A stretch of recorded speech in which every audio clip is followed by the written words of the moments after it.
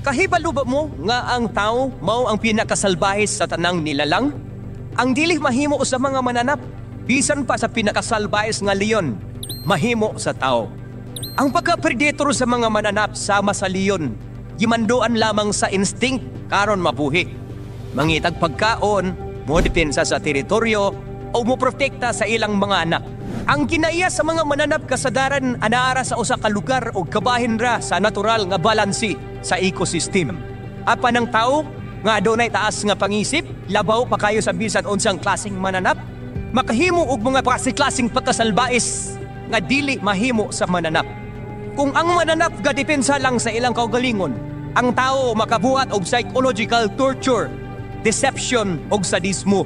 Mga matang sa kapintas nga dili kinahanglan alang sa survival.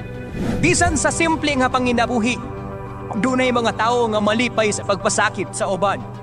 Matud pa ni Steven Pinker, usa ka psychologist o linguist. Bisan to ang kapintas sa tao mikunhod na kung itandi kaniadto.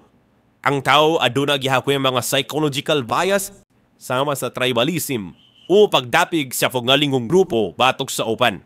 Ug ang dominance hierarchies nga kung mahiusa sa modernong teknolohiya o kidolohiya, makamugna o katalagman nga labaw pa sa mahimo sa bisan unsang klaseng mananap. Ang mga tao lamang ang nakahimo og giyera, genocide o pagpanlupig nga labaw pa sa bisan unsang espisi.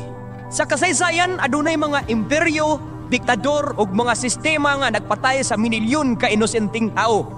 Ang mga Nazi, Khmer Rouge, ug uban pang mga pangitabo sa kalibutan nga nagpakita unsaon sa tao ang pagpatay sa daghang katauhan sa sistematikong paagi.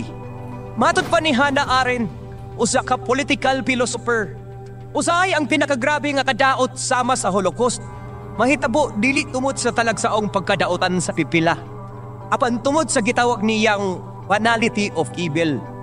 Ang pagkaordinaryo sa mga tao nga mosunod lamang sa sistema, umando nga wala maghuna-huna sa moralidad sa ilang dibuhat, usa ka komplikadong social phenomenon nga wala sa mga mananap.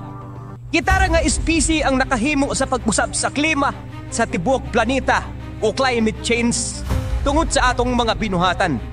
Kitara ang nagpahikayon og mass extension sa ubang mga espisi tungod sa pagguba sa ilang Pinoy-anan, polusyon o sobrang paggamit.